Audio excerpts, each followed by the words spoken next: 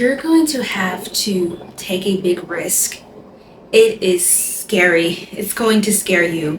But I heard you are meant to be very successful, and very successful people do not succeed without taking major risks. Think about all the wealthy, successful people that you know of, and think about the big moves they made to get to where they are.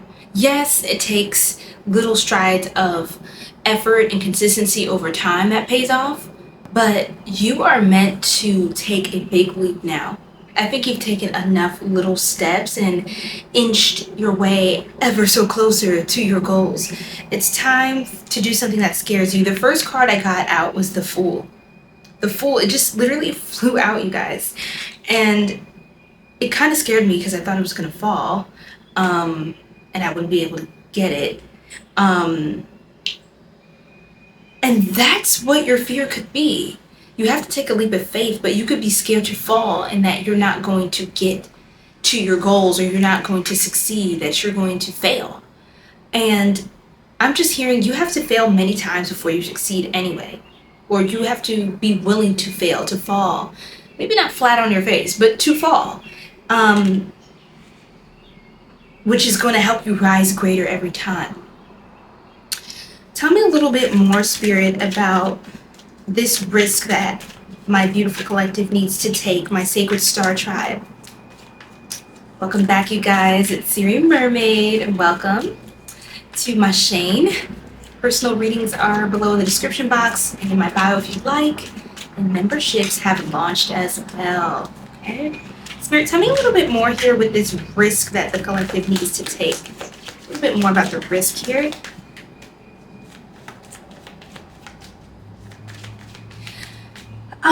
Okay, I feel like you may be doing things and you're being like a busybody, like you're just being busy. I feel like you have to take a massive leap into something or make it a big investment that could cost you a lot. It could be expensive. You know, what you love to do, your passions can be expensive.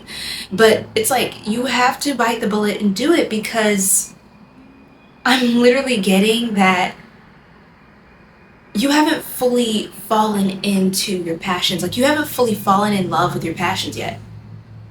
I think it's hard for you. It's going to be hard for you to judge where you're going or how things are going. And like, oh, I only got this little bit of views. I only got this. I only got that. It's like, I feel like you haven't allowed yourself to fully like trust fall into your path. And if you keep doing things safely to be safe, you know, to be, you know, just to be sensible, just to be like practical, like, you know, just trying to like, no, I think you're being too much of a realist right now. Your guides are saying it's time to switch it up. Doing the risky thing, doing the scary thing is the thing that leads you to success, is the thing that is going to give you the most change in your path. And more times than not, when people fear, like, is it going to go bad? Is my worst nightmare going to come true? More times than not, it doesn't. And when it does, or if it does, you're going to be able to bounce back and try again.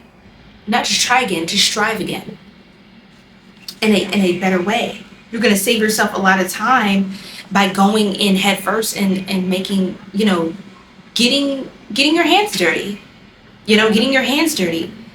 I also feel like for those of you who want to start a business, or you want to do something where you inspire or influence people, I heard influencer, you want to get into things like that, you have to really allow yourself to experience life, you know. And I was getting an energy of someone who, it's time to get out there and live, period. Like, really explore more. And that could be your impact on other people. It's like you inspire people to explore more of their lives and their passions and ask themselves questions they never dared to ask themselves, or never even thought to ask themselves. Like, am I happy? Do I actually want to live here? Or am I just getting along to get along? Like, am I just, days are going by? And that's what I feel like. Also, this is segueing into a love connection, so that's really interesting. I do see that someone here, you've gone through some trials, you've gone through some things for sure. You've been in connections where you felt alone, like you felt like the only one in the connection. You felt um, like this person. I'm picking up on something specific. There's someone who like they would drive you mad, like literally drive you crazy. And this could be literal, like someone you literally had to be and trigger touchy point, but you could have been hospitalized for something, or you could have been, I don't know, this person like triggered something about a condition you have, or you were fine until you met them, or something like that. I feel like that could put a pretty bad stain on new experiences, but I do see new love. Guys, I have the Ace of Cups, the Two of Cups. Like you guys, the Ace of Cups, the Two of Cups, the Knight of Cups. I do see someone wanting to date you. I think the best way, if you haven't been dating in a while, or you've just a little touchy about that right now, I recommend just courting yourself, dating yourself, and falling back into like rising back into the romanticizing of your life, and get used to like treating yourself and receiving, you know, treating yourself to different services where, you know, you're being, you know, catered to, pampered, and start to really reflect on and feel out like what you like and what you don't like. Again, I feel like sometimes it's hard to really genuinely connect with someone when you feel like you've lost touch with yourself. And so connections that aren't like where you're feeling firmly rooted in who you are, it's like it can become codependent and things like that. And I don't feel like I want to go through anything like that again, or like you have to fight for the connection, because, you know, that definitely was a thing. But I feel like you kind of come up as a little bit stubborn right now, in your energy, because you really are not playing with your path. And you're in a point where you're getting ready to take a leap. It's a little scary. It's like you keep looking down to see like, oh my God, like, can I actually fly? Like, this is the first time I'm testing out these wings of mine. Like, oh my gosh. But trust, you have angels in your life as well. You're an angel in other people's lives, but you have angels riding for you. And I have a spirit guide that's coming through very strongly. I'm not sure who this is. You may be familiar with this spirit guide, but they're very fierce but loving. Like the sun beating on my face right now.